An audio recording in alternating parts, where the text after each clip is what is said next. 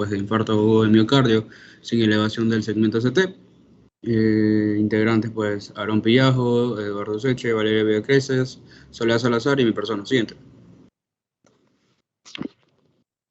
Ya, en la presentación del caso. Siguiente. En lo que viene siendo la historia clínica, paciente BGFA, masculino 63 años de edad, oriundo de la ciudad de Jipijapa, de ocupación ebanista, ingresa pues a la clínica el 16 de noviembre del 2021. Él refiere dolor en el hombro izquierdo a las 3 a.m., que fue pasajero, y luego pues a las 12 p.m., a la hora del almuerzo, pues dijo que le volvió el dolor al hombro y que pues se irradiaba el pecho. Junto con disnea de reposo, el paciente entró en pánico con náuseas. También estuvo acompañado pues, de síntomas vasomotores, sensación de calor, sudoración profusa, descenso de la temperatura corporal, al igual que un aumento de la frecuencia cardíaca. También indicó pues, que el dolor del hombro es punzante y el dolor en el pecho era opresivo. Lo llevaron pues, los familiares en un auto. Primero fue al Monte Sinaí, donde le pusieron calmantes y después le dijeron que tenía una vena tapada y que no se podía actuar, entonces por lo tanto lo derivaron a la clínica Guayaquil. Dentro de los antecedentes patológicos personales, él tenía una hernia inguinal, también tenía una hernia umbilical y tenía hipertensión mal controlada. Los antecedentes patológicos familiares, la mamá y los papás, la mamá y el papá eran diabéticos e hipertensos y pues los dos papás pues murieron de un infarto. El hermano mayor también es hipertenso y diabético.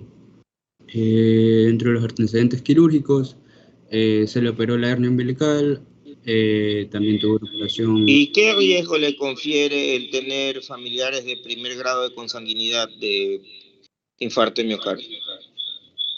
Bastante riesgo, o sea, es uno de los principales, bueno, al menos en este caso, pues le da bastante riesgo, le da bastante riesgo, 3 veces más. Doctor. No, pero así no es la contestación, pues la contestación es con doctor, data. Bueno, sobre todo en la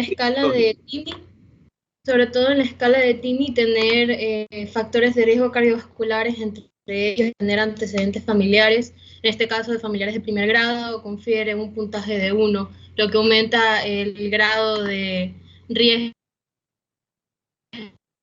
de...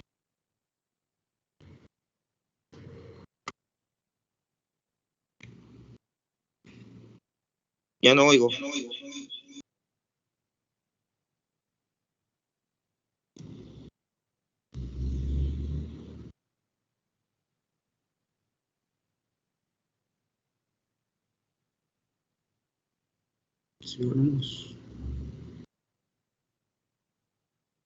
Sigo nomás, doctor.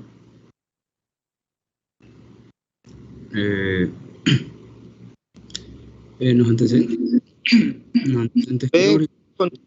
Continuar, pero el tema es que no, la respuesta no está fundamentada. Bueno. O sea, se va a hablar más adelante de las escalas TIMI, por eso no tocaba yo esa parte. Todo el mundo tiene que saber todo. Sí. Ya, dentro de los antecedentes quirúrgicos, él tuvo una intervención coronaria percutánea y una revascularización inframalleolar con vena safena que se le realizó pues, el 17 de noviembre de 2021. Alergias no refiere. Siguiente.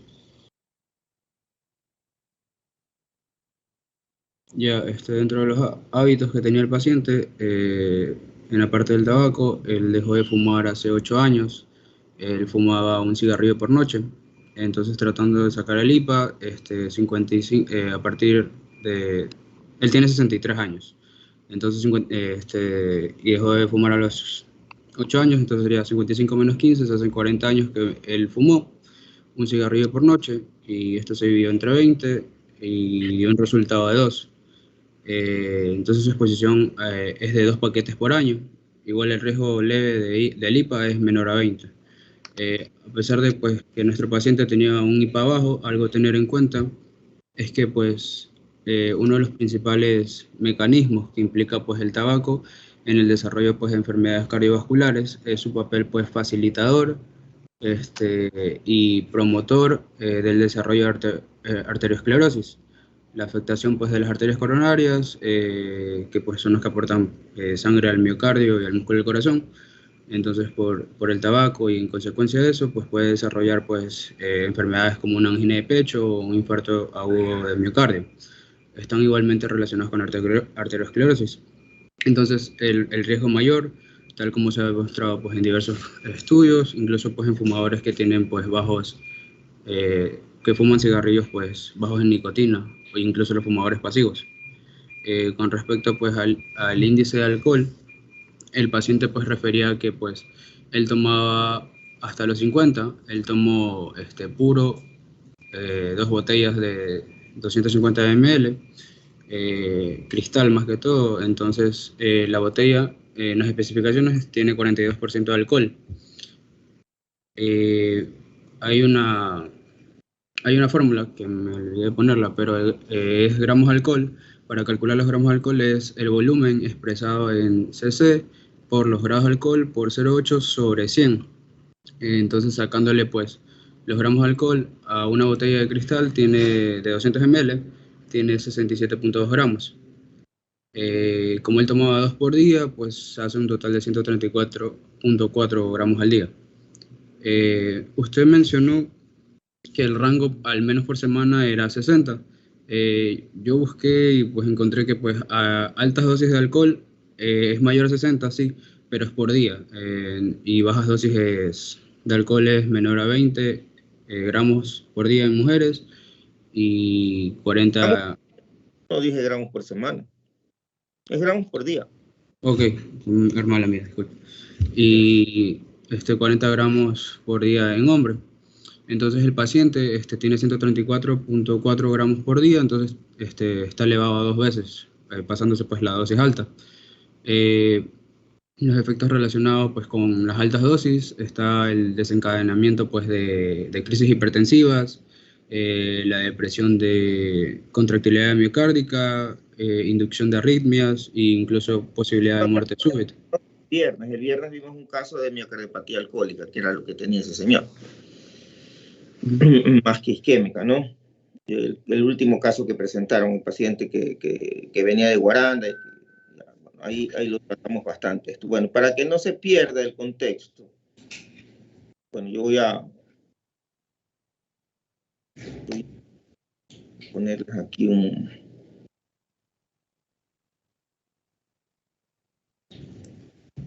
Este es un trabajo de octubre 28 del 2021, es fresquito, y habla de la asociación de la muerte. ¿Lo ven, no? Sí, doctor. Sí. Ya, la asociación de la mortalidad cardiovascular con un familiar de primer grado que tenga enfermedad cardiovascular. No, fueron 8.646 participantes, la mitad mujeres, la mitad varones prácticamente, que lo siguieron durante 19 años, de 19 a 20 y pico de años, ¿no? De seguimiento.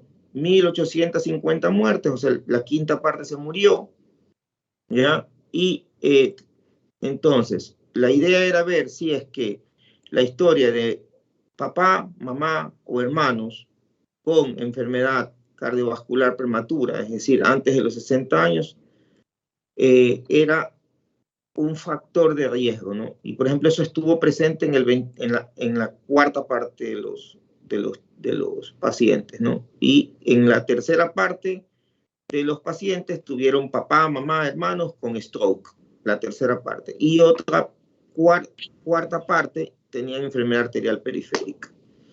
Después de ajustar para factores de riesgo como edad, acceso, todo lo que ustedes ya conocen, lo único que quedó es la historia paterna o materna de enfermedad cardiovascular prematura como factor de riesgo. ¿Y cuál fue el hazard ratio? Ajustado, fíjense ustedes, para que hablen la historia materna, miren.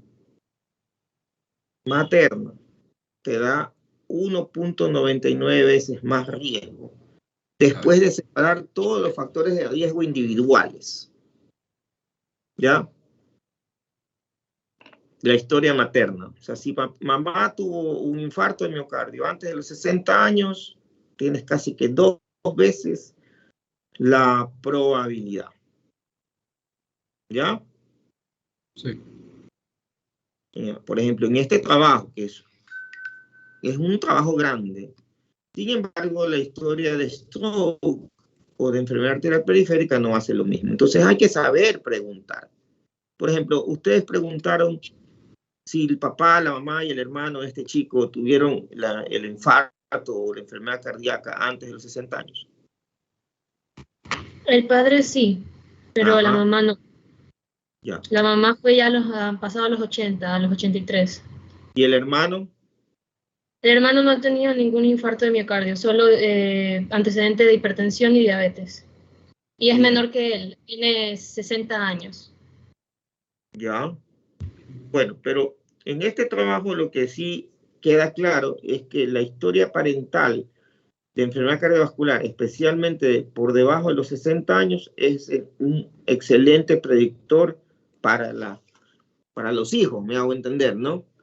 De enfermedad cardiovascular. Así que si alguno de sus padres, primos,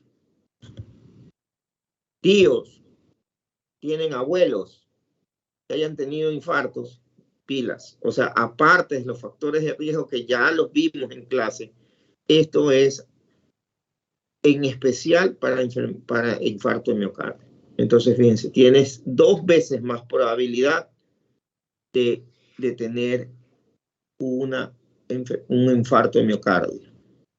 Bueno, no sé si así es como se busca la respuesta. Entonces, esa pregunta se contesta así.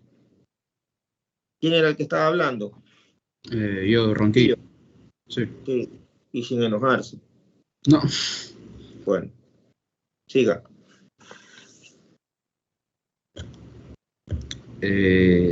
Ya, siguiente diapositiva. Bueno, yo traté de buscar un poco más y pues encontré para calcular los gramos de alcohol y se utiliza la unidad de bebida estándar. Esta es una forma más rápida pues para conocer los gramos de alcohol consumidos y pues podemos ver una tabla más precisa de las equivalencias con la cantidad y el tipo de bebida alcohólica consumida. Entonces aquí podemos ver una tabla que tiene la unidad de bebida estándar. Nos fijamos en la última fila que menciona aguardiente, que esta aquí pues tiene 2.5 unidades por unidades básicas estándar. Equivale una, ¿a cuántos gramos? Aquí a 10 gramos. A 10 gramos. Que la copita de licor equivale a 25 gramos de alcohol, ¿cierto? De aguardiente. Ya, entonces, según la OMS, estipuló pues que la medida pues a través de la unidad de bebida estándar son 10 gramos, como usted mencionó. Haciéndole según, o sea, yo tenía entendido que la copa de licor era, yo lo tomé como 50 ml, entonces por eso me salió a mí 200 ml, que serían pues a la final 10 unidades de bebida estándar. Pero me confundí. Siguiente. Ya, con la recomendación de la OMS dice que en los hombres no hay que superar los 30 gramos de alcohol diario y mujer pues no debe superar los 20.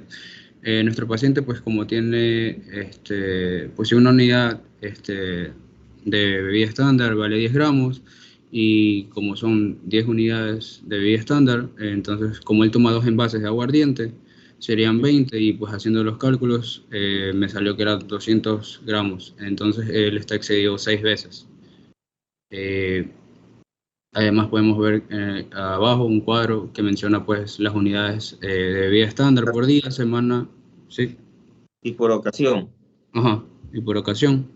Pero estas son ¿pero qué? ¿Estos los gramos de alcohol? O sea, es que se utiliza la unidad de bebida estándar para ver más fácil. 40 por día. ¿Perdón? 40 por día y acá 2 por 10 gramos es 20 gramos. Ajá. Entonces, el paciente, pues, como tiene por día, él toma pues alrededor de 20 unidades de vida estándar, está pasado por 5 veces, por semana tiene 60, entonces estaría pasado 2 veces. Siguiente. Ya. De ahí leí un estudio acerca pues del consumo de más de 100 gramos de alcohol de la semana, que aumenta pues el riesgo de las enfermedades cardiovasculares. El estudio pues era una investigación publicada pues por Wood de la revista Lancet, que mencionaba pues que tenía 83 estudios aportados en 19 países industrializados, en el cual pues participaron alrededor de 600.000 personas que consumían pues alcohol regularmente. Luego se consideró que la cantidad de alcohol que consumían los pacientes durante el año, se estableció pues que el consumo seguro de alcohol no debería ser superior a 100 gramos semanales. Ahí está lo que usted mencionó, que era el Harshad Ratio, que compara la probabilidad de ocurrencia en grupos, pero agrega el factor temporal. Entonces, justamente pues para indagar la incidencia de la ocurrencia de un evento. Entonces aquí nos va a ayudar pues a medir el riesgo anual de morir por una enfermedad cardiovascular. Y también pues está el intervalo de confianza, que pues hay distribución normal, pero menciona pues que hay más probabilidad. Entonces no, como ustedes pueden ver, se queda por debajo de la unidad. Entonces está el riesgo relativo con el hazard ratio, que dice que cuando es menor a 1, corresponde pues a un menor riesgo por cada 100 gramos de consumo de alcohol. Cuando está en 1 como tal, no hay diferencia entre los grupos, y cuando está mayor a 1 corresponde pues a un mayor riesgo por cada 100 gramos de alcohol. Entonces en el estudio pues se identificó pues por cada 100 gramos de alcohol consumido por semana, el riesgo de desarrollar pues un accidente cerebrovascular aumenta en 14%. Entonces, como podemos ver, está dentro del intervalo de confianza, y también pues indica pues que tiene más probabilidad, y el hazard ratio es mayor a 1. Entonces indica pues que hay mayor riesgo. También está la enfermedad coronaria, excluyendo pues el infarto de miocardio, dice que aumenta un 6%. También está dentro del intervalo de confianza, y el hazard ratio es mayor a 1. Está la insuficiencia cardíaca en 9%. Está la enfermedad hipertensiva fatal, que está en un 24%, y el riesgo de aneurisma aórtica fatal en un 15%. Sin embargo, pues el consumo de 100 gramos de alcohol se asocia con un 6% de riesgo menor de desarrollar un infarto de miocardio, siendo esta pues una patología para la cual el consumo de alcohol podría ser un factor protector. Algo más también que me olvidé de mencionar es que pues el paciente tenía la alimentación, consumía bastante grasa, arroz, aceite, pescado frito, patacones, hipercalórica porque pues come bastante sal. Siguiente. ¿Cómo es eso? Hipercalórico significa que consumen mucho carbohidrato y grasa. Perdón. En desmedro de proteínas, eso es. Ahora, la otra es que consuman mucha sal, eso es aparte. Sí, sí. Pero eso estaba englobado dentro de esto, pues los factores de riesgo, ¿no? Hay factores de riesgo que se llaman convencionales y no convencionales. Los convencionales son los que ya trabajaron en el primer trabajo, o el segundo creo que se les envió. El segundo, sí, porque el tercero fue electrocardiograma, ¿cierto? Sí. Y el primero, es lavado de manos. Bien, entonces, en factores de riesgo tenemos la edad, que el sexo, que todos son los tradicionales, el colesterol, lo que están contemplados en las tablas SCORE y en el Framingham. Y luego están los factores de riesgo no convencionales, que son otros marcadores como la homocisteína, la polipoproteína A, pero también está lo del alcohol, y también está ¿cómo se llama? Hay otros factores de riesgo no convencionales que esta vez no les mandé a preparar, porque básicamente, pues eso es teoría. A ver, entonces, ¿qué factores de riesgo tenía este paciente para presentar un infarto de miocardio? Aparte de papá y mamá tuvieron enfermedad cardíaca, y ya vimos que... Aparte, estaba la edad, el sexo masculino, el colesterol, a pesar de que no se le hicieron exámenes igual por la comida grasa y la hipertensión mal controlada, que pues el paciente refería, o sea, el paciente no estaba enterado, pero en el hospital se dieron cuenta que tenía Pero lo hipertensión. pudiste calcular, ¿cuál era el riesgo de él de presentar enfermedad cardiovascular antes de que le dé el infarto? ¿Lo pudieron hacer? Eh,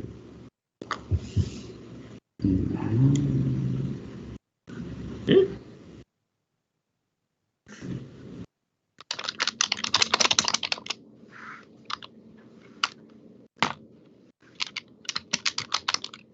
¿Él no fumaba o sí fumaba? sí, sí fumaba, pero era poco. Uh-huh. ¿Y entonces?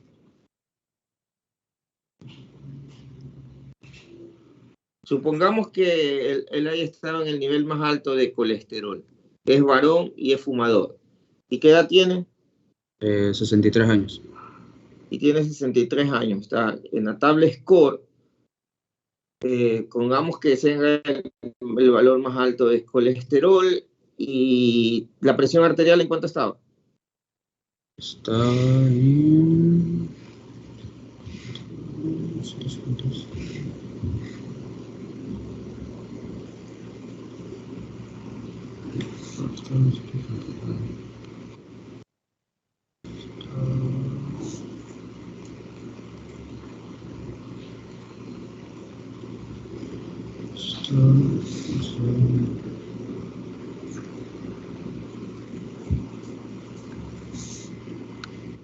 Y no ayuda al grupo, que nadie sabe cuánto tiene la presión arterial el paciente que están presentando.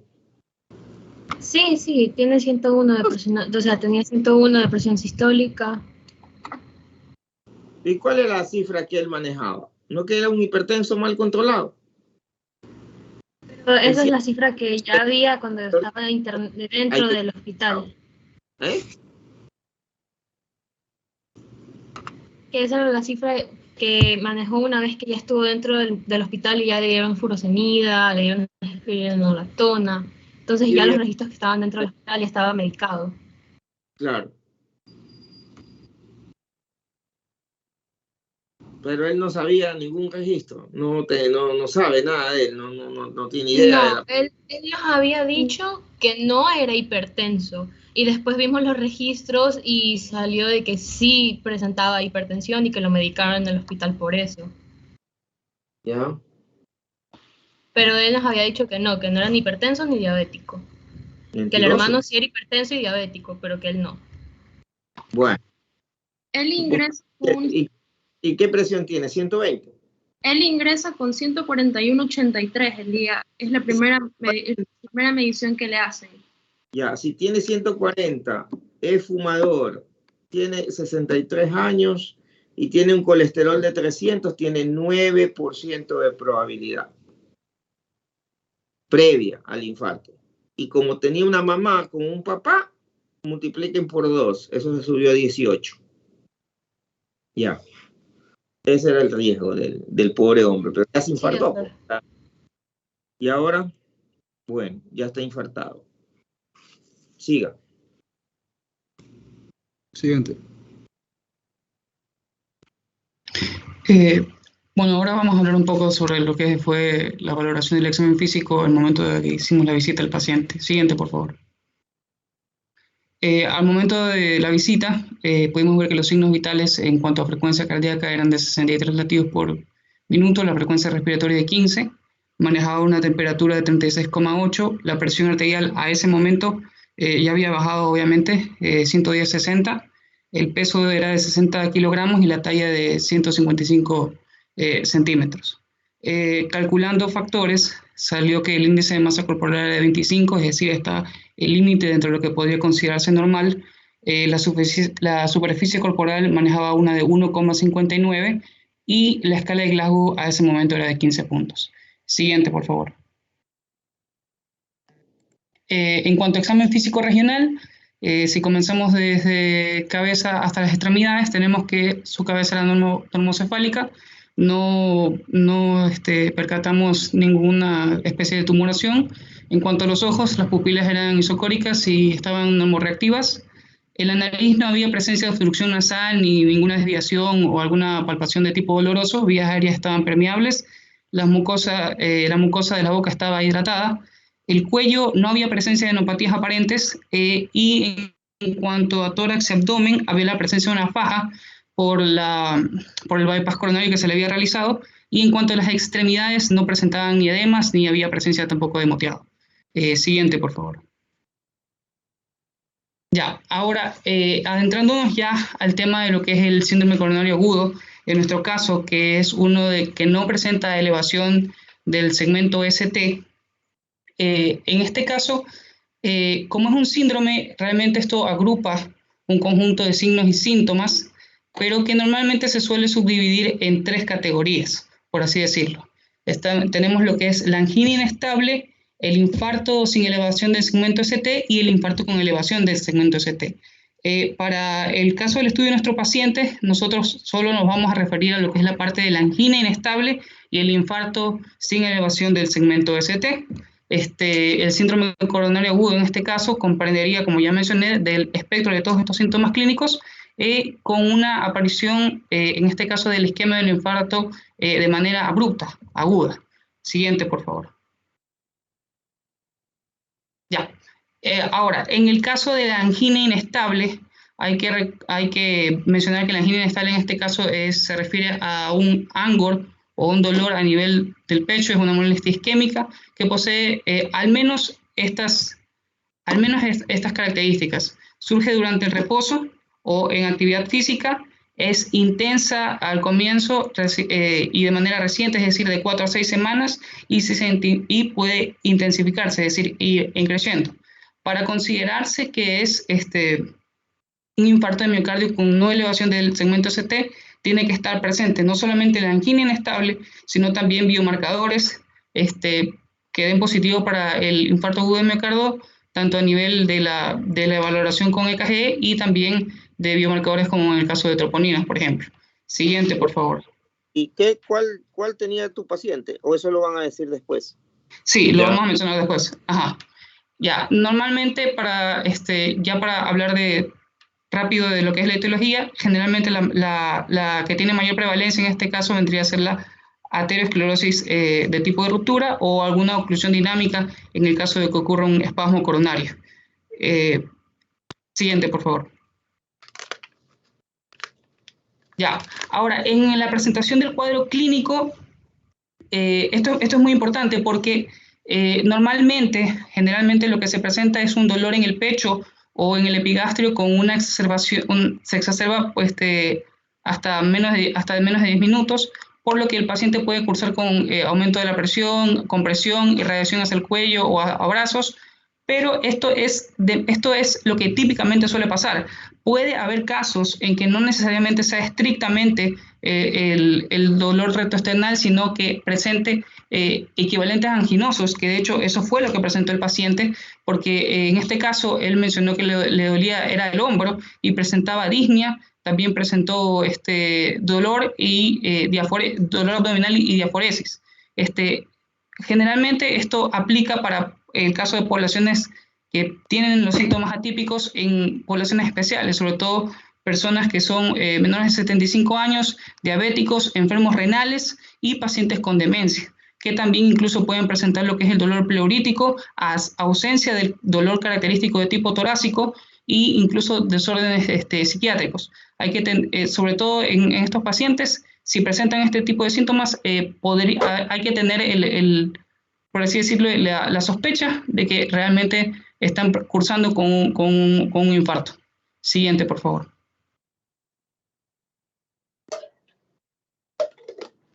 Ya, ahora en cuanto a protocolo, siguiente, por favor.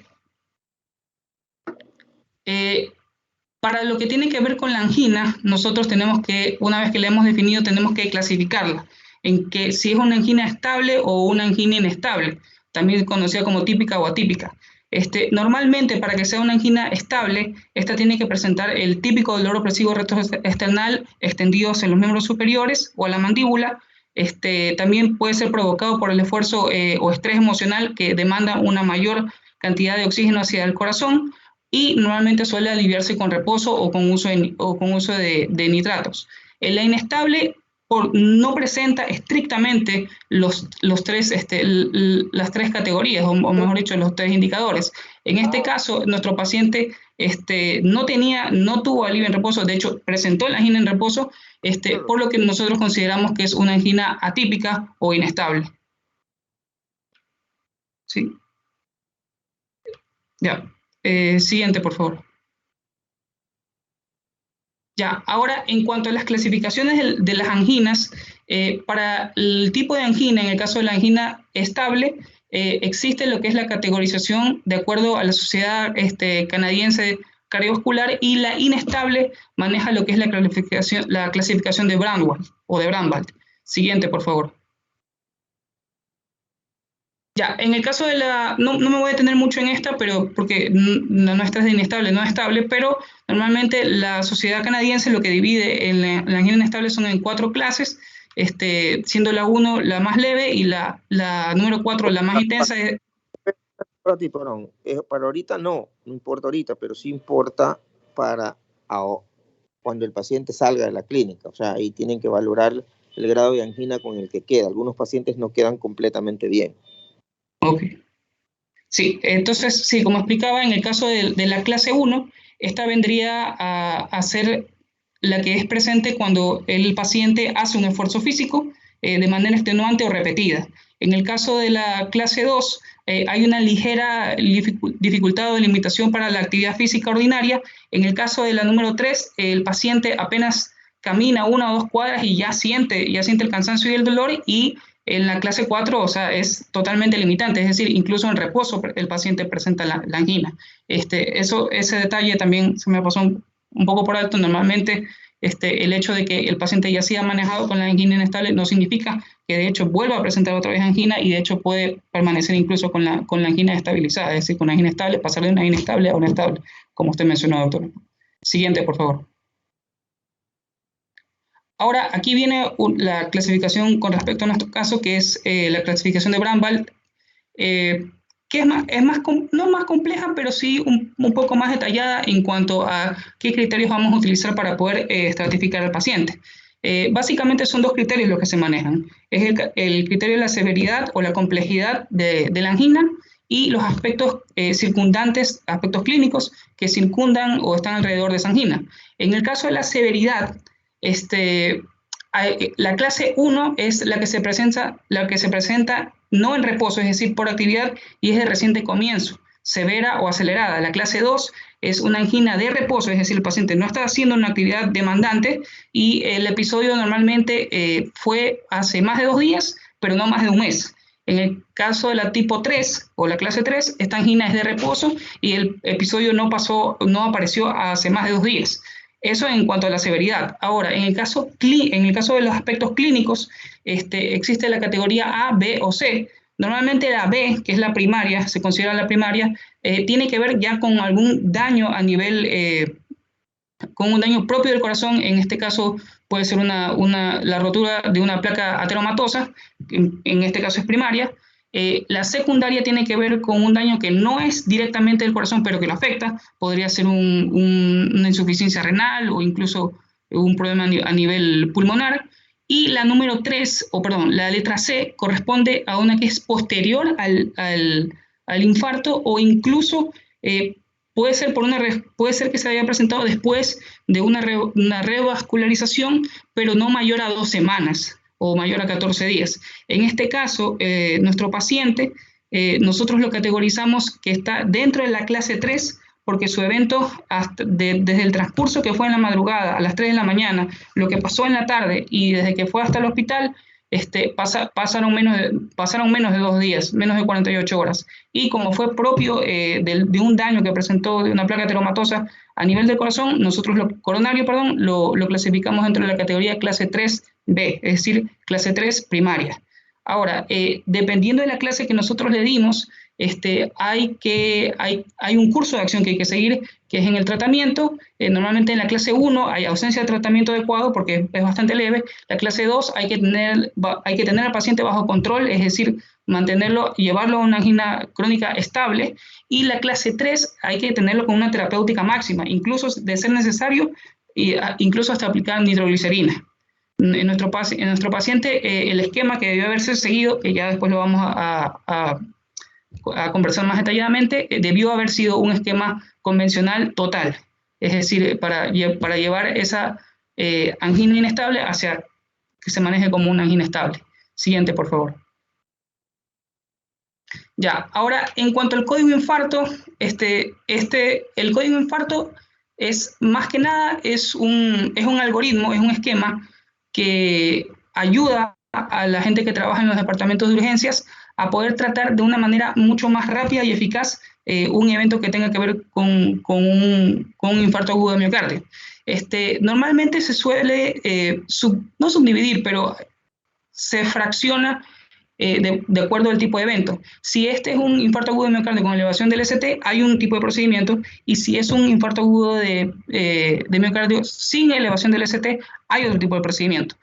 Normalmente no deben pasar más allá de 2 horas para poder hacer toda la valoración. De hecho, cuando llega a nosotros, no tenemos más allá de 10 minutos para poder hacer todo el procedimiento de lo que tiene que ver con la historia clínica, exámenes complementarios, EKG, para poder darle una rápida solución al paciente. Ahora, dependiendo de lo que nosotros hayamos ya comenzado a hacer la historia y comenzado a valorar al paciente, nosotros ya comenzamos a dividir el curso de acción. Es decir, por ejemplo, si el hospital, en este caso que nosotros nos encontramos, no tiene la facilidad, por ejemplo, para hacer la intervención coronaria, la perfusión coronaria, sí, o la PCI, tenemos que derivarlo al lugar donde se lo puede hacer. Y primariamente, si nosotros podemos hacer la PCI, deberíamos hacerlo.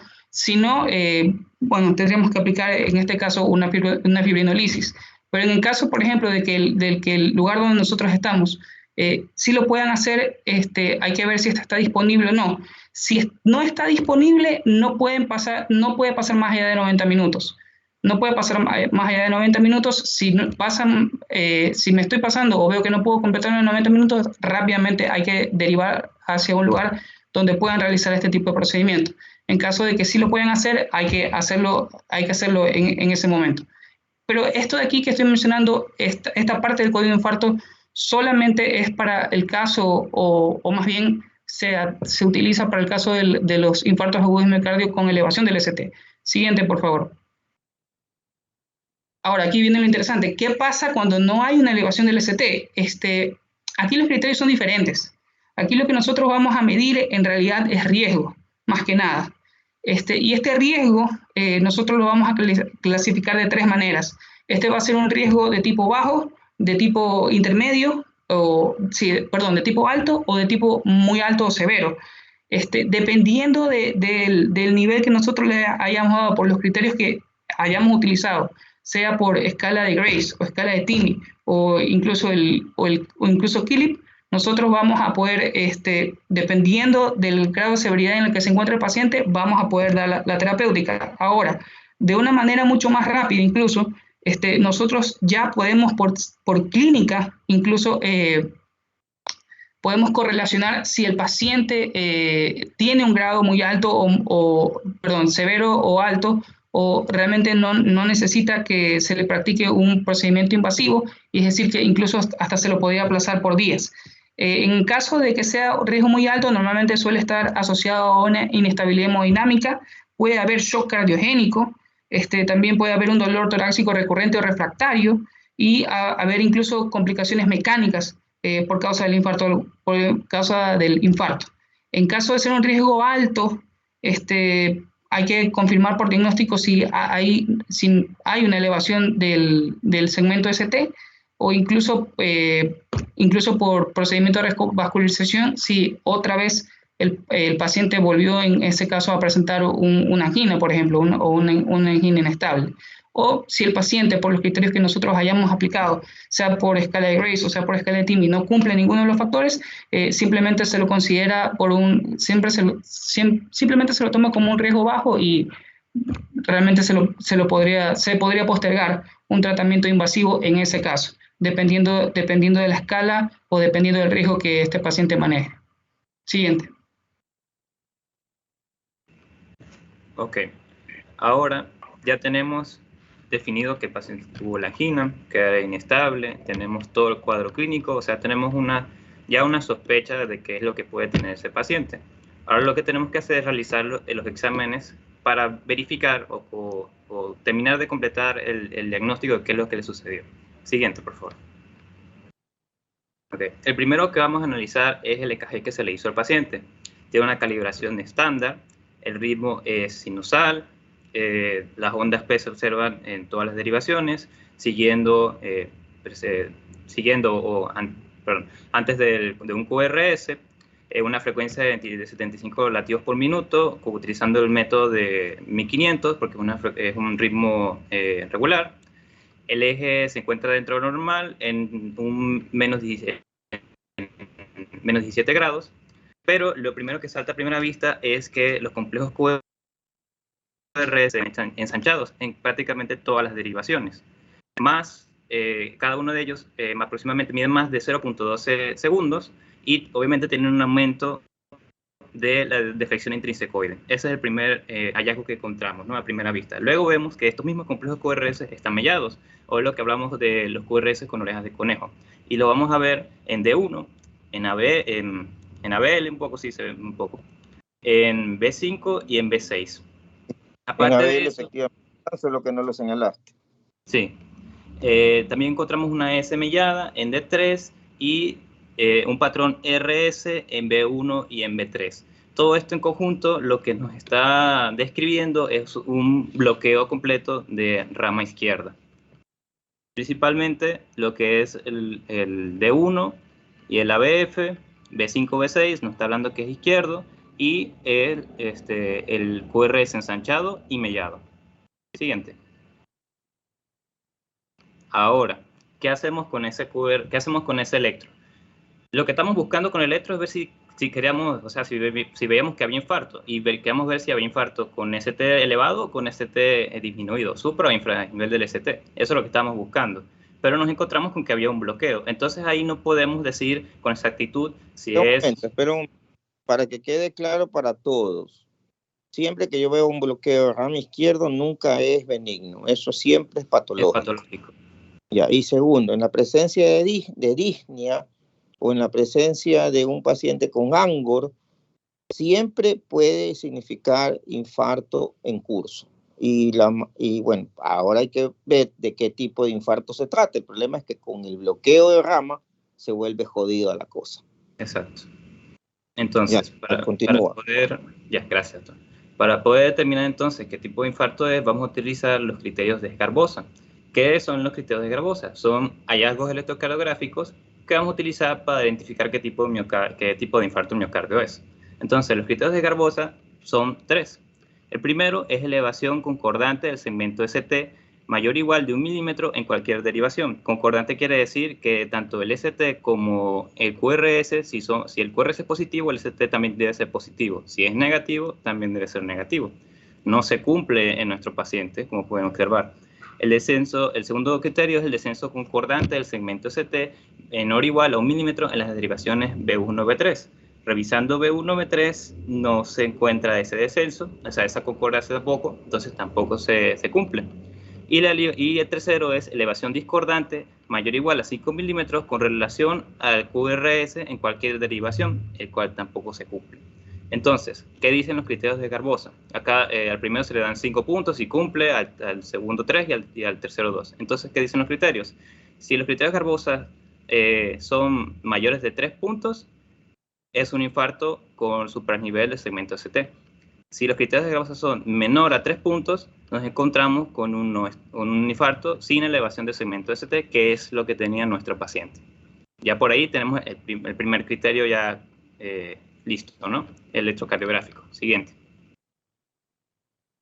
Ahora, los exámenes que se le pidieron en el momento. Aquí lo que más quiero resaltar es las troponinas.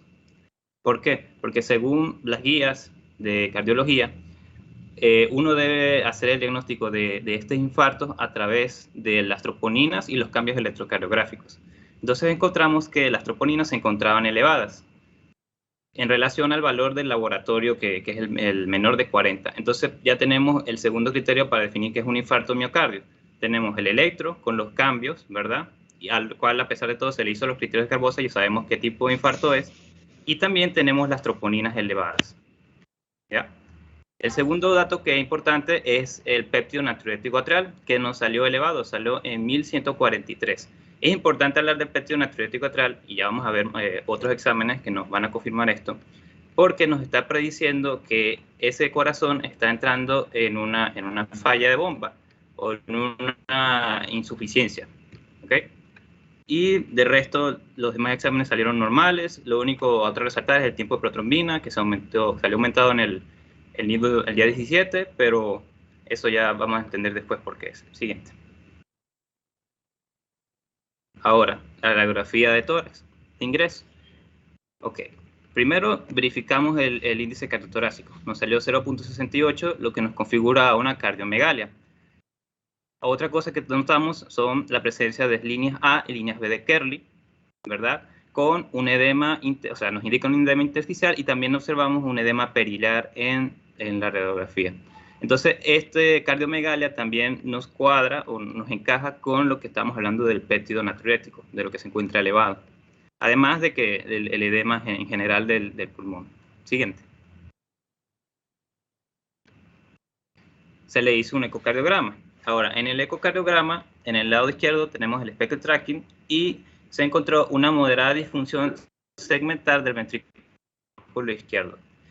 Es moderada, o sea, lo que se ve en la imagen son que algunos pocos segmentos no se contraen o no se mueven al unísono con el corazón, pero son los segmentos que se encuentran infartados. La FEBI, importantísimo, se encontró que se encontraba en un 55%, por lo tanto, se encontraba preservada. Ese dato es clave para lo que viene a continuación, que es la estratificación de riesgo.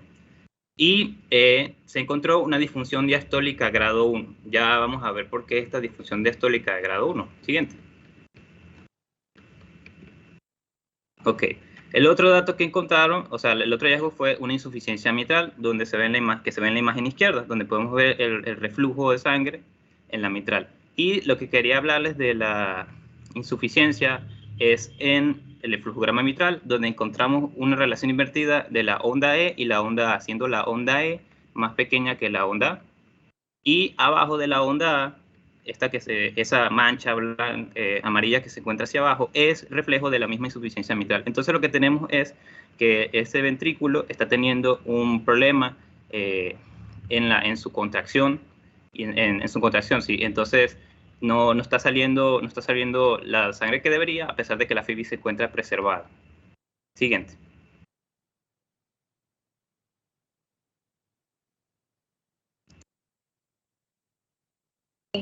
Ahora yo les voy a hablar sobre la estadificación del riesgo con las escalas de Grace, de TIMI y de Kiplip y Kimball. Siguiente. Bueno, ya sabemos que nuestro paciente ya lo categorizamos como un infarto agudo de miocardio sin elevación del segmento ST. Entonces ahora hay que evaluar el riesgo de muerte y de un posible infarto de nuevo utilizando estas puntuaciones. Primero hay que hacer la clasificación de Kiplip y Kimball. Este de aquí tiene 4 clases. Clase 1, clase 2, clase 3 y clase 4. Nuestro paciente se encontraba en clase 2, que es insuficiencia cardíaca moderada. ¿Por qué? Porque, como ya vimos en la radiografía, el paciente no se podía encontrar en clase 3 ya que no tenía edema agudo del pulmón y tampoco shock cardiogénico. Pero sí se veían las líneas A y B de Kerley, por lo cual sí había edema intersticial. A pesar de que no pudimos ocultar el paciente en ese momento, seguramente si lo hubiéramos ocultado hubiéramos escuchado los estertores crepitantes de base pulmonar y seguramente también hubiera existido un poco de ingurgitación yugular. Entonces, como ya dijimos que el paciente definimos con exámenes anteriores que tienen una insuficiencia cardíaca, ahora ya la podemos clasificar como moderada, lo cual nos da un porcentaje de 7% de riesgo de mortalidad. Siguiente diapositiva, por favor. Ahora, utilizando la escala de TIMI, esta escala, hay dos tipos de escala, una para el síndrome coronario agudo con elevación del segmento ST, pero en nuestro caso necesitamos utilizar la que es para sin elevación del segmento ST. Esta tiene pues 5 categorías, por así decirlo.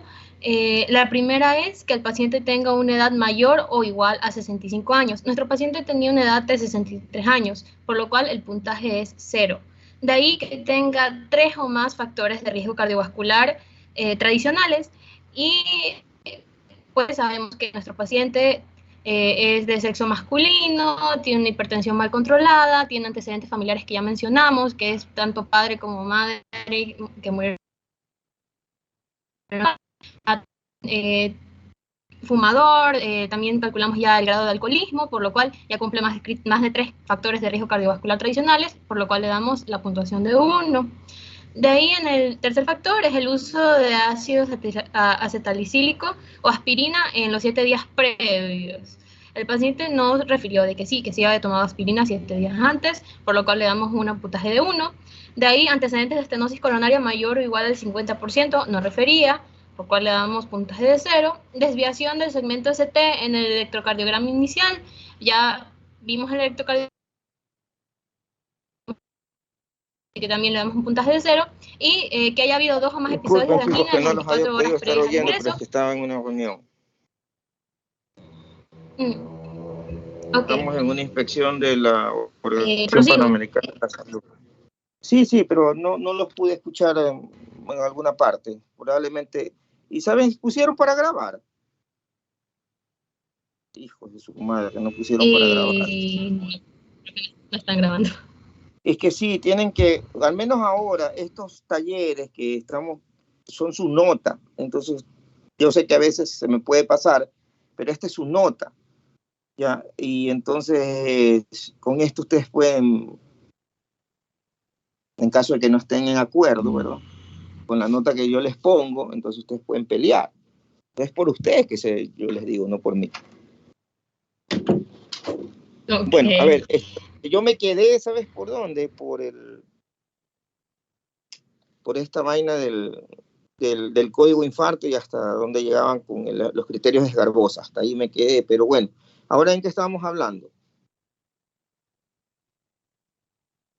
Ya estamos hablando de las escalas de riesgo, la estratificación de riesgo con TIMI, KILIP y... Ya, perfecto. A ver, sigue. Bueno, ya hice KILIP y ya categoricé al paciente en KILIP 2, insuficiencia cardíaca moderada. Debido a que no estaba en edema agudo de pulmón, no podemos categorizarlo como un KILIP 3. Y shock cardiogénico tampoco, así que tampoco es KILIP 4. Entonces, bueno, tenemos KILIP 2. Ahora, en TIMI ya sacamos todas las categorías y estaba en que el paciente sí tuvo elevación de biomarcadores porque tuvo troponinas positivas, como ya vimos, 56, y el valor de referencia era menor a 40, entonces en TIMI nos dio un puntaje de 4. Siguiente diapositiva, por favor. ¿Qué significa este puntaje de 4 en TIMI? Bueno, según el puntaje que nos da... Uso de aspirina en los últimos 7 días. Acuérdense que por favor. Lo estamos haciendo en el momento que él ingresa a la clínica, ¿no? Entonces, sí, en el momento que él ingresa a la clínica, él venía consumiendo aspirina de su casa.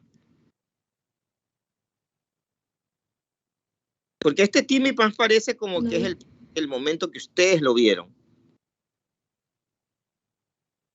¿O cómo? Vale. Ok. El paciente nos había referido de que sí se había tomado, o sea, cuando le hicimos la historia clínica, le preguntamos todo lo que ocurrió al momento de él tener el infarto. Y nosotros le preguntamos si tomaba algo o alguna cosa y dijo solamente aspirina. Entonces, por eso le pusimos que sí. Ajá. Él sí refirió que solo tomaba aspirina y nada más. Como nos dijo que no era hipertenso, dijimos, bueno, la aspirina está bien. Entonces, por eso categorizamos KILIP 4. Siguiente diapositiva, por favor. ¿Cómo? TIMI ¿Qué 4. digo? TIMI 4. TIMI 4, perdón, sí, TIMI 4. Ya. Ok. Ahora, siguiendo con el TIMI, ya nos da 4. Entonces tenemos que el paciente tiene un riesgo intermedio, que nos da un porcentaje para las MACE. ¿Qué son las MACE? Riesgo de muerte, infarto nuevo recurrente y angina refractaria del 19.9%, o sea, 20%, ya 20% a los 14 días después del episodio que tuvo. Siguiente diapositiva.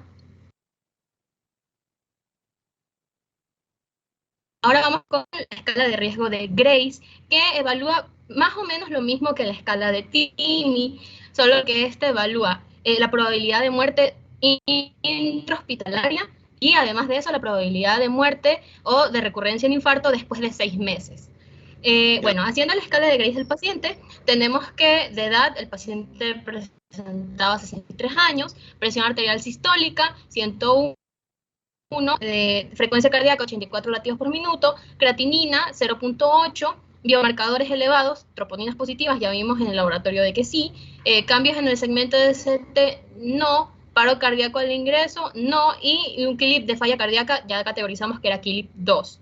En el Medicalc hicimos el cálculo y nos dio un puntaje de 122 puntos, que da un 8% de probabilidad de muerte después de 6 meses. Entonces, bueno, con este 122 vamos a las tablas y vemos que así mismo como nos dio en el TIMI, en el GRACE nos dio que el paciente tiene un riesgo intermedio de 1 al 3% de probabilidad de muerte intrahospitalaria y asimismo intermedio de 3 a 8% de probabilidad de muerte posterior a 6 meses de haberle hecho la intervención. Siguiente diapositiva, por favor. Bueno, y como yo voy a tratar también el tratamiento más allá después de esto, hicimos la escala de Cruzade, que mide el riesgo de sangrado. Ahorita no es el punto, ponla en contexto cuando ya hables del tratamiento anticoagulante. Ok, sí, ok. Entonces sigamos y después retrocedemos a esa escala. Yeah. Terapéutica. Ahora sí. Gran decisión. Aquí la gran decisión con este paciente, aparte de dar el MONA, es ya tengo a mi paciente, ya sé que es un IAN porque tengo las enzimas elevadas y tuvo Angor. Así que y como el esgarbosa salió negativo, es un IAN sin ST elevado. Ok, lo valoré el riesgo de mi paciente. El riesgo muy alto es que esté en shock, insuficiencia cardíaca congestiva, síncope o arritmias fatales o parada cardíaca. Si no tiene nada de eso, me voy al riesgo. Y digo, riesgo alto, intermedio o bajo. ¿Qué hago con el riesgo intermedio? Lo estudio y en cuánto tiempo. Esa es la respuesta que hay que buscar. El riesgo tanto alto e intermedio se recomienda hacer cateterismo en las próximas 24 a 72 horas. Ese es el tiempo de acción, según lo que nos dio la escala de riesgo a nuestro paciente. Lo cual sí se cumplió en este caso porque el paciente fue ingresado el 16 de noviembre y la operación se hizo el día siguiente, el 17 de noviembre. Ya, a ver, o sea, la operación hablas de la intervención coronaria percutánea, o sea, del cateterismo, sí, o de la cirugía cardíaca. No, del IPC, el IPC se hizo el 17. Bueno, entonces, ¿qué hago con el paciente al mismo tiempo que lo interrogo, le cojo la sangre para las enzimas, le hago el electro, le hago algo en la terapéutica, ¿cierto? Sí, sobre todo es terapéutica antiisquémica y antianginosa, o sea, para bajar el dolor y bajar la isquemia, sobre todo. Y eso es lo que voy a hablar a continuación. Ya. Siguiente diapositiva, por favor.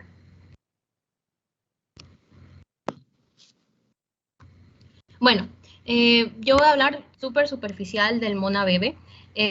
Bueno, tenemos que el MONA-BEBE significa morfina, oxígeno. El paciente presenta una saturación menor a 90%, lo cual no es el caso de nuestro paciente. Nitroglicerina, A de antiplaquetarios. Tenemos antiplaquetarios como el ácido acetalicílico, más clopidogrel o clopidogrel o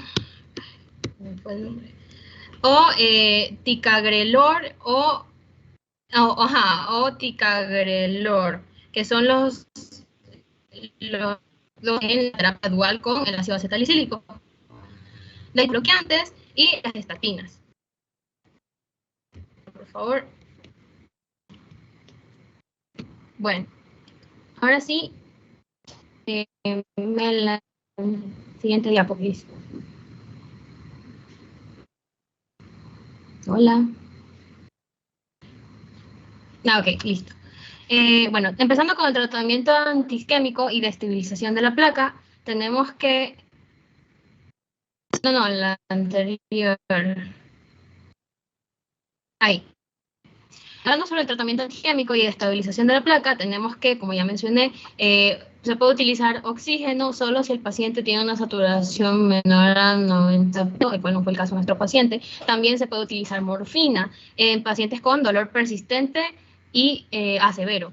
Y se suele utilizar de 2 a 4 miligramos por vía intravenosa. Hay un estudio que indica que ahora recomiendan evitar el uso de morfina a menos que el paciente tenga un dolor ya extremadamente severo. Un estudio de Cruzade que se realizó a 39 pacientes con síndrome coronario agudo sin elevación del segmento ST, que es como el caso de nuestro paciente. Y en este estudio se dieron cuenta que la morfina tiene un riesgo más alto de muerte porque este de aquí interfiere en lo que es la acción de los antiplaquetarios. Entonces, por este estudio y por otro estudio también llamado que es Impression, que se hizo a 70 pacientes asimismo con infarto agudo de miocardio, se dieron cuenta que la morfina también intervenía en el mecanismo de acción del ticagrelor, tanto con el clopidogrel y el ticagrelor. Se demostró que hay una intervención con el mecanismo de acción de estos dos antiplaquetarios. Por eso ahora dicen que hay que utilizar la morfina con precaución. Bueno, siguiendo con los IECAS y los ARA2, tenemos que se suele recomendar sobre todo es con pacientes hipertensos o con una FEBI menor del 35%. Recordemos que nuestro paciente sí es hipertenso, incluso tiene hipertensión mal controlada, pero tiene una FEBI del 55%. De ahí tenemos las estatinas, que se suele utilizar atorvastatina o rosuvastatina. Y de ahí tenemos los antagonistas de la aldosterona, que estos también son recomendados de solo si la FEBI es menor del 35%, que en este caso nuestro paciente tenía una FEBI del 55%, y pues está la que ya conocemos, la famosa espironolactona. Siguiente diapositiva, por favor.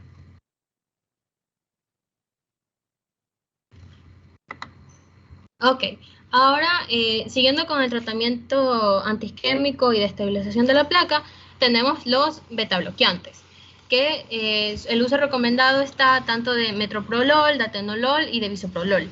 Y si no, como segunda opción, cuando los betabloqueantes están contraindicados, como por ejemplo, si el paciente presenta radicardia o shock cardiogénico, se puede utilizar también antagonistas de los canales de calcio, pero no hidropidilínicos, como el diltiazem o el verapamilón no hidropidilínico. Y estos también son más utilizados es cuando la etiología o la causa del infarto es por angina vasospástica.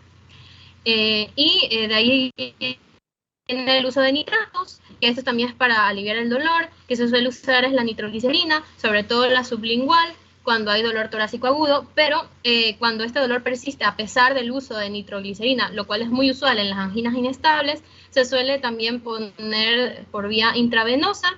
Sí, por vía intravenosa. Siguiente diapositiva, por favor.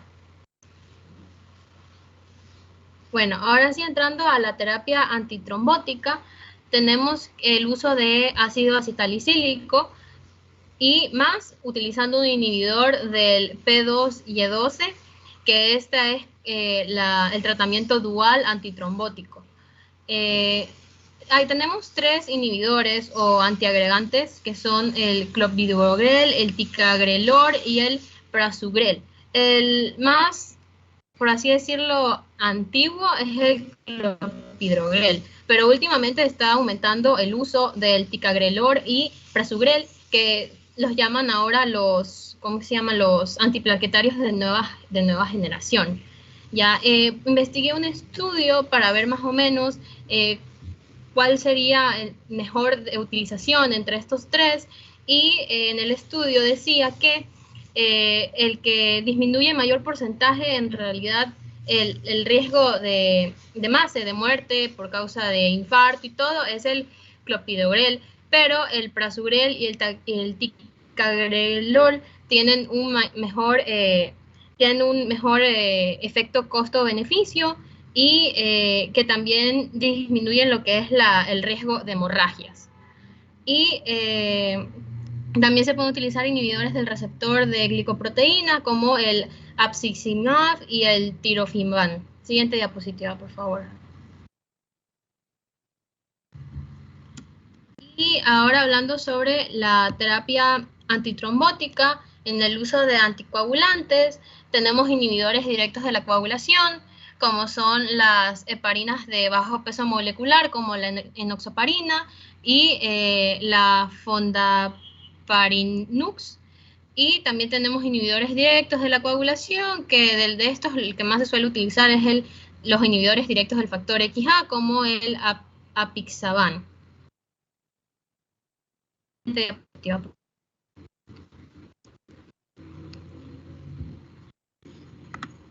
Bueno, ahora sí, ya hablando de la terapéutica que se le dio a nuestro paciente, y ya después de haber hablado todo lo que se supone que deberían de haberle dado, algo que me pareció un poco curioso es que, bueno, primero que nada, pues le dieron furosemida de 40 gramos. Ya sabemos que la furosemida es un diurético de asa, que está prescrito sobre todo para pacientes hipertensos, pero en el caso de nuestro paciente tenía edema intersticial, por lo cual esa sería una de las principales razones por las cuales se dio la furosemida.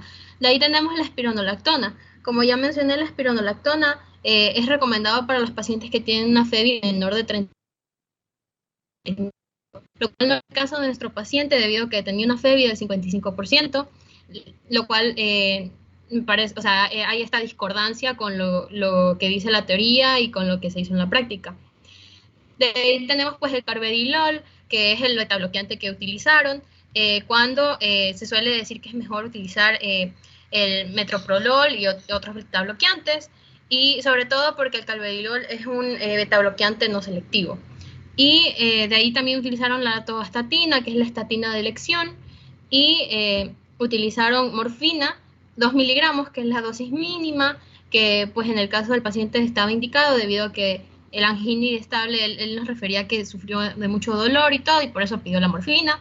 Y también utilizaron enalapril, que ya sabemos que es un IECA, que en este caso el paciente sí era hipertenso, por lo cual sí estaba indicado el enalapril, pero no cumplía con el criterio de la FEBI menor a 35%. Por último, algo que cabe recalcar y que me pareció extremadamente raro es que no utilizaron ni antiagregantes plaquetarios ni anticoagulantes, lo cual pues no entiendo por qué no se los indicaron. Yo revisé bien toda la farmacéutica que le dieron al paciente y pues no utilizaron para nada estos dos grupos de fármacos. Y pues no utilizaron el oxígeno, pues porque la saturación, como pueden ver en la tabla, estaba completamente normal. Siempre varió entre 96 a 100. Siguiente diapositiva, por favor. El problema con los antiagregantes plaquetarios fue que ya le hicieron la intervención coronaria y se vieron que era una enfermedad multivaso. Entonces eso significa cirugía cardíaca, significa abrir el pecho. Y al necesitar abrir el pecho, tú no puedes dar antiagregantes plaquetarios porque el paciente se va a desangrar. Esa es una de las. Por eso es que ayer yo les envié antiagregación plaquetaria en infarto, ¿no? Cuando, de hecho, hoy se considera que en angina inestable solamente se usa aspirina. Y una vez que haces el estudio coronario, dependiendo de lo que salga en el estudio coronario, entonces, si ya le pusiste un stent, por ejemplo, le pusiste un stent y el stent está medicado, ya ni siquiera necesita ir a anticoagulación. solamente sí, doble eso antiagregación me plaquetaria. olvidé de mencionar, de que no está indicado el uso tanto de antiagregantes plaquetarios ni anticoagulantes cuando no se conoce bien la anatomía de la afección, o sea, qué arterias están tapadas, cuál es Por eso, el ventrículo afectado. cuando Eso ellos es. hacen el estudio coronario, que no sé si ya lo presentaron, porque es que ya no Y ahorita está, lo van a presentar, sí, ahorita van a presentar la angiografía. esa vez no sé. Entonces, pero está un poquito como que en desorden, ¿no? O sea, tenía que haber seguido los pasos. Ok, después del Grace le hicimos el estudio coronario. Esto es lo que salió en el estudio coronario. En el interín, claro, se hizo el Mona Bebé. Probablemente al inicio y en el otro centro sí que le dieron aspirina y clopidogrel, ¿no?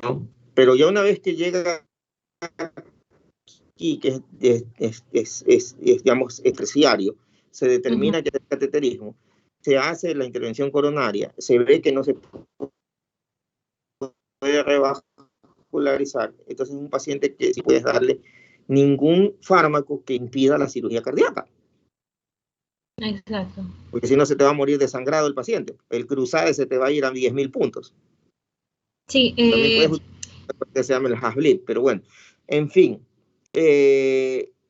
Ahora, después de la intervención coronaria percutánea, en vista de que tenía enfermedad multivaso, entonces se decide hacer una revascularización miocárdica. Ya. Y ese es el motivo por el cual viste que no le pusieron antiagregantes.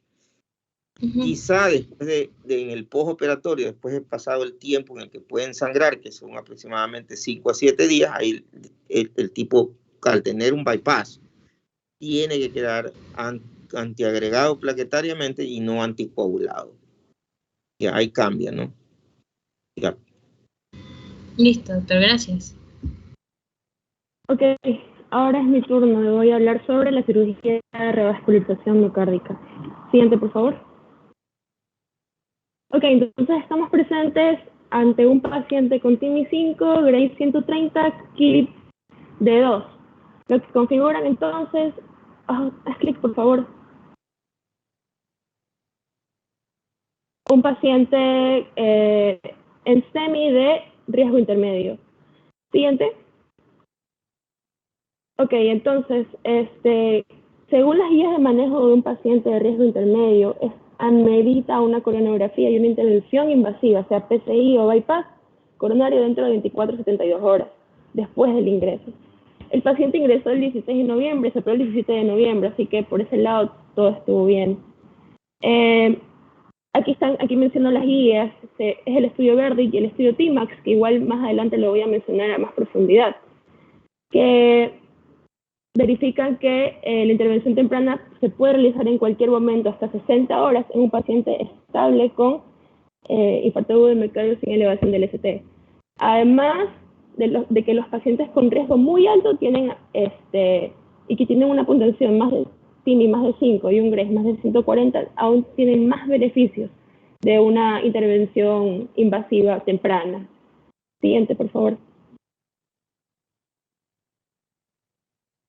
Ok, entonces se procede a hacer la coronariografía para ver las arterias afectadas, las arterias coronarias afectadas.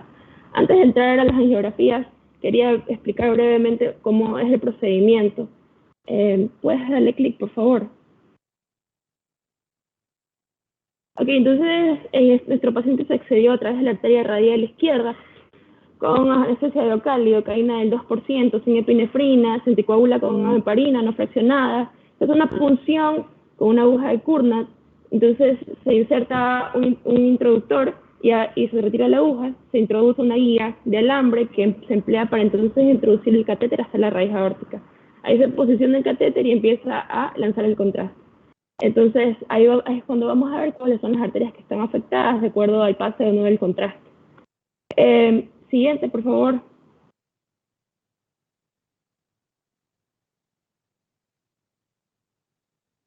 Ya, entonces tenemos aquí las coronariografías, perdón. ¿Qué nos dicen los hallazgos? Dice, el reporte de la coronariografía dice que la arteria descendente anterior tiene una lección excéntrica, suboclusiva, el tercio medio, que involucra el origen del primer ramo diagonal, y es una lesión tipo B2. Más adelante mencionaré brevemente qué es la lesión tipo B2, pero es una lesión de alto riesgo. TIMI 3. Siguiente, por favor. Y también tenemos implicado el primer ramo diagonal, como ya mencionó, y se dice que este es de buen calibre, tiene una lección excéntrica, severa, ostial. Ostial significa que está en el origen del tronco de la arteria, sea la arteria coronaria izquierda, la descendente anterior, la circunfleja o la derecha. Es una lesión verdadera de bifurcación 0,1,1, que ya les voy a mostrar qué significa eso en la siguiente diapositiva. Y es una lesión tipo C, igualmente de alto riesgo, TIMI 3. Siguiente, por favor. Ok, entonces, según la Asociación Americana del Corazón, las lesiones tipo A1 y B1 son consideradas simples y las B2 y C son complejas, siendo la lesión tipo C calcificada de alto riesgo, con lesiones mayores a 20 milímetros, con tortuosidad excesiva y oclusión crónica de la zona. Cuando mencioné que era en el ramo diagonal, sino una lesión tipo 0,1,1, significa que la encerré con el círculo. Ese es el tipo de la lesión que evidenciamos en el vaso. Entonces tenemos dos arterias ocluidas, ¿no? Siguiente, por favor. Entonces, ¿qué hacemos? Una intervención coronaria percutánea o cateterismo o un bypass arterial coronario. Según las guías, y esta es una guía que ya fue hecha hace algunas décadas, sin embargo, aún no pierde vigencia y se siguen manteniendo las guías actuales, es que los pacientes con una lesión adecuada, tanto la ICP se tiende a realizar con mayor frecuencia, sin embargo, el bypass arterial coronario suele preferirse en tratamientos con pacientes con enfermedad del tronco común izquierdo, con el tronco principal izquierdo afectado, un equivalente, la enfermedad de 2 o 3 vasos, que afecta la arteria descendente anterior, o diabetes tratada. En este caso, nuestro paciente cumple con los dos primeros criterios. Entonces se procede a optar por un bypass arterial coronario en vez de un cateterismo o una intervención coronaria percutánea. Siguiente, por favor. Entonces es decir que tomaron la decisión correcta, ¿no? A continuación les voy a explicar brevemente también cómo se realiza un bypass coronario. Dale play, por favor. Entonces, en este procedimiento, en palabras súper simples, se utiliza una arteria o una vena de otra parte del cuerpo que se conecta o se injerta a la arteria coronaria ocluida, ¿no? En esta cirugía generalmente se usa una vía intravenosa, anestesia general, un tubo endotraqueal y un catéter vesical. Generalmente esta intervención toma alrededor de 3 a 6 horas. Un ratito que empiece a salir la imagen.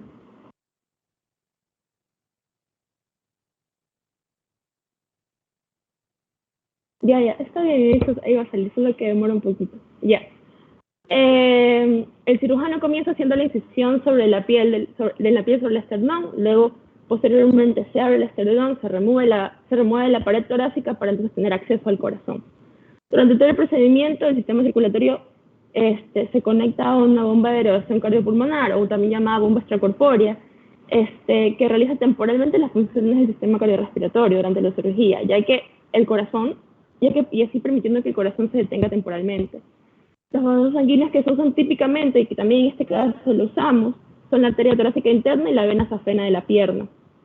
En nuestro caso, utilizamos la torácica interna o la mamaria interna para hacer el bypass con la descendente anterior, y el injerto de la vena safena para la primera diagonal.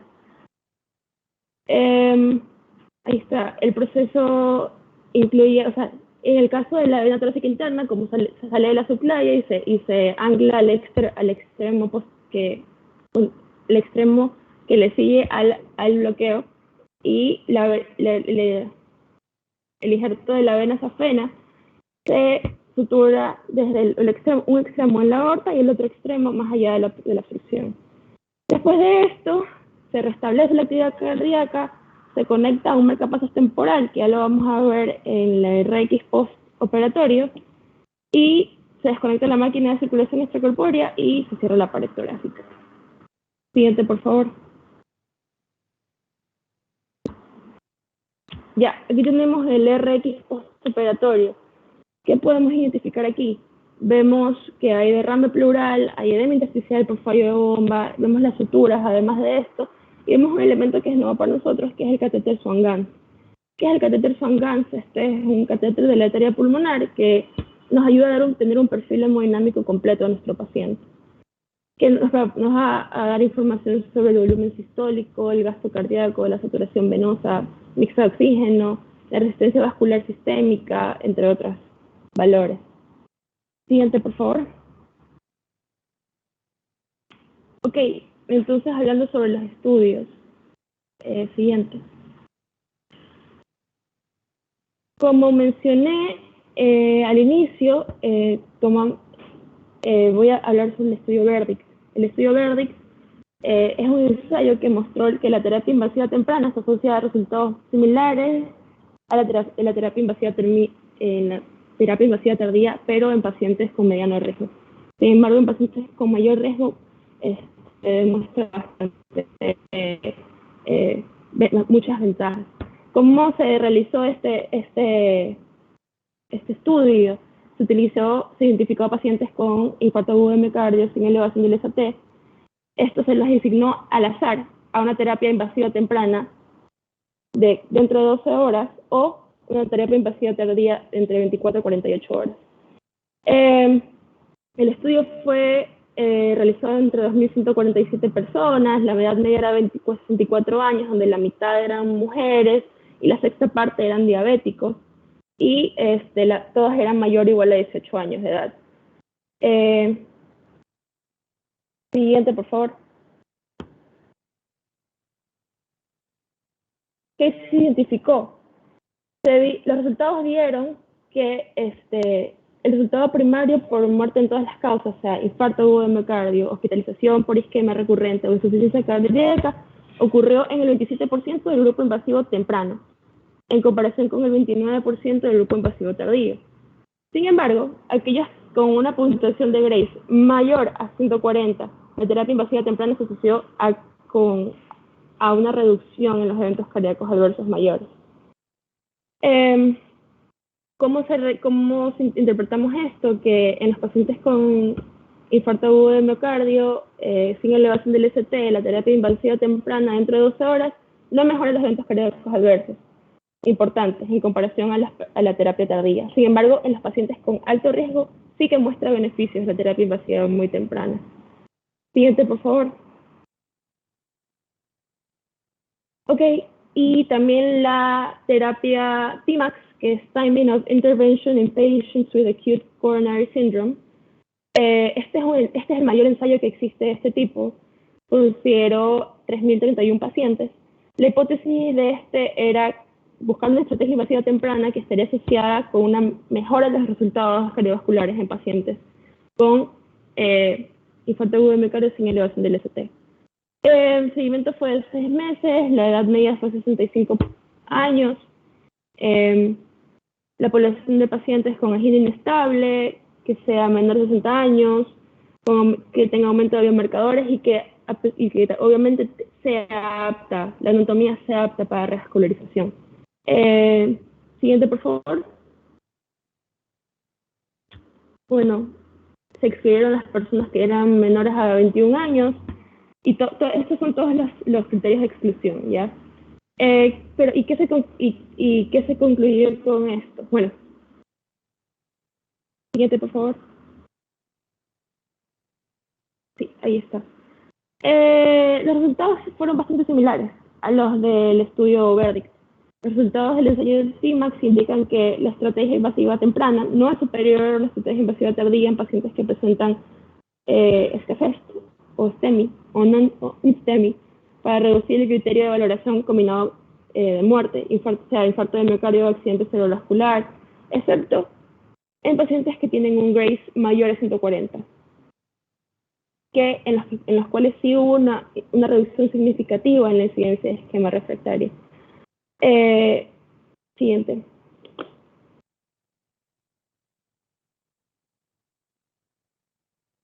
Y eso es todo.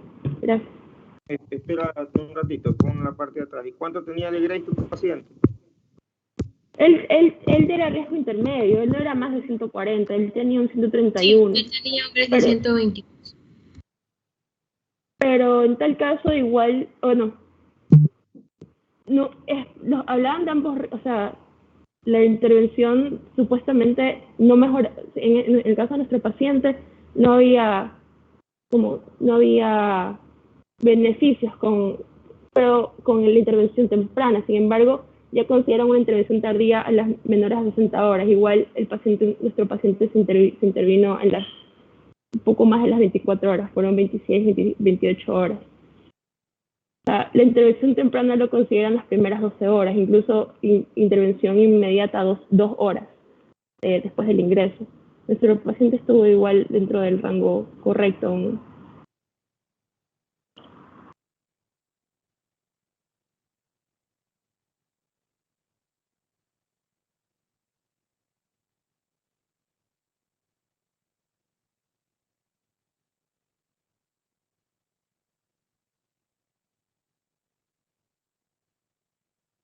¿Qué más van a presentar? ¿Hasta ahí terminó ya el caso? ¿O van a presentar algo? Hasta ahí termina el caso. Bueno, a ver, los del día de mañana van a tratar los otros puntos que por ahí este grupo no trató. Por ejemplo, el tema de... igual van a hablar, es decir, ellos también fue un paciente que tenía enfermedad multivaso y que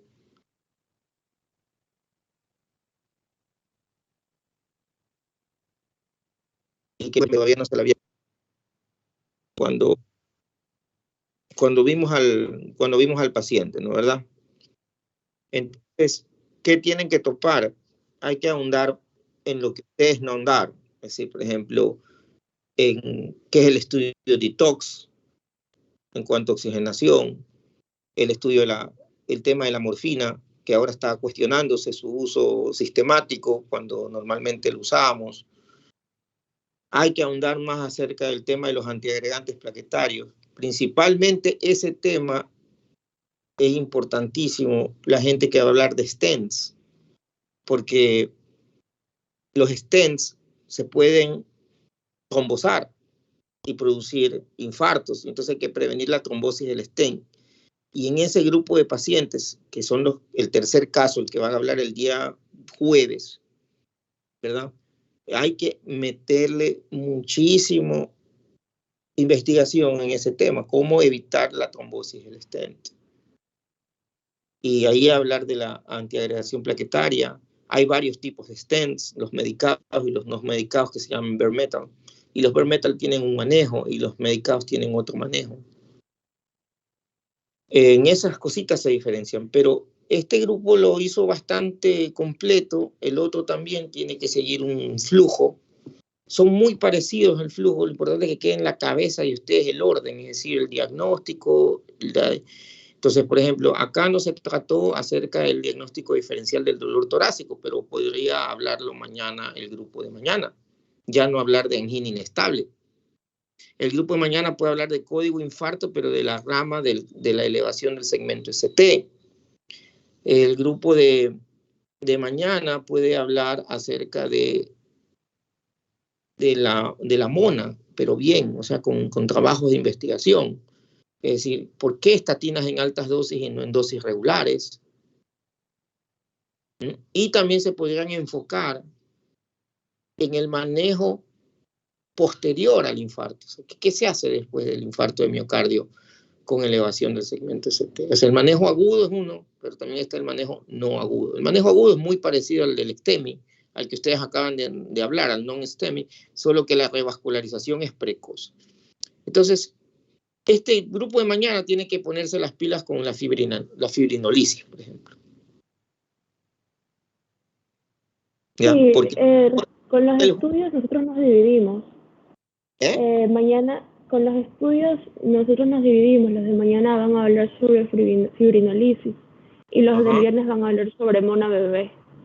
Bien, y la doble antiagregación plaquetaria. Porque es que es vital que se tape el stent.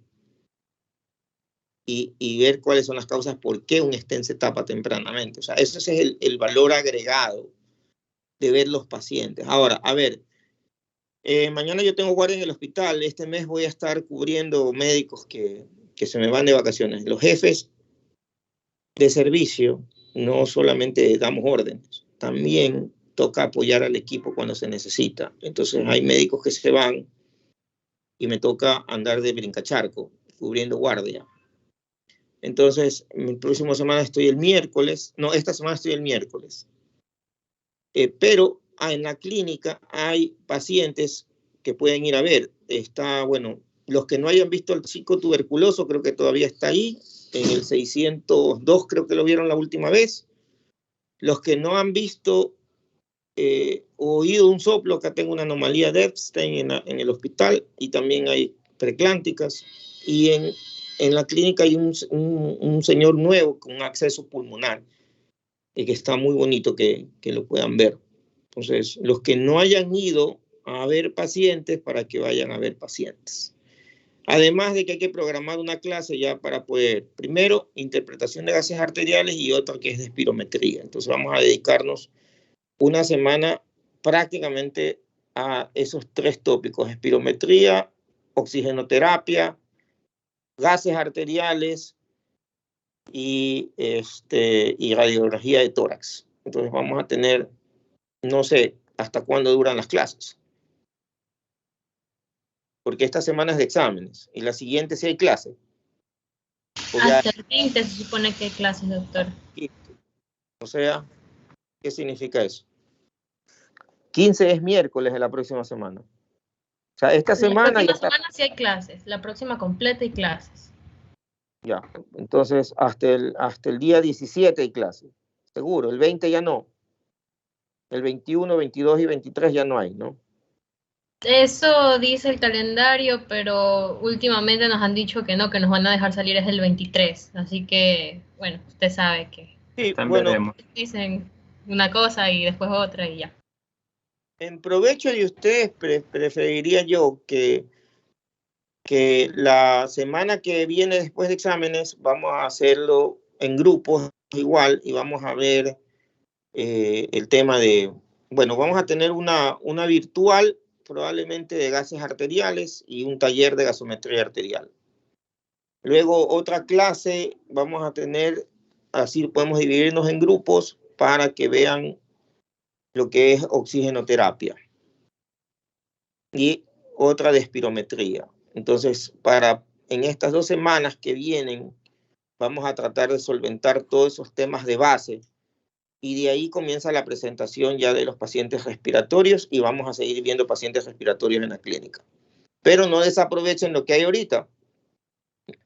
Los que no hayan visto pacientes, que fueron algunos que no han ido, para que vayan a ver a los pacientes con Hermosilla, que tiene la neumonía en resolución, que tuvo distrés.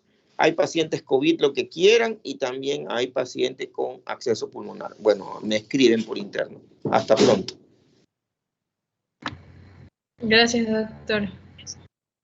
Doctora, una pregunta.